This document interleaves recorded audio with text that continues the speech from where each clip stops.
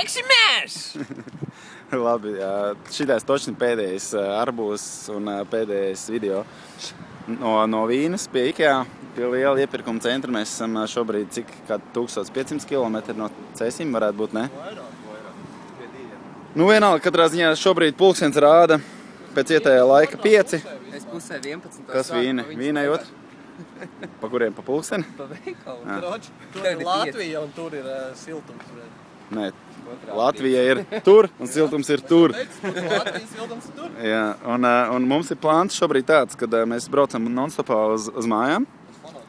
Un mērķis ir fonoklubs. Mums vajag paspēt tā, lai mēs esam naktī kaut kur... Džeku nedzerat neviens, Nevis šovakar, kas arī šodien, nezinu, kas klubā notiek, bet mēs uz rīt nakti tēmējam. Kad mēs braucam tusēt un līdz rītam.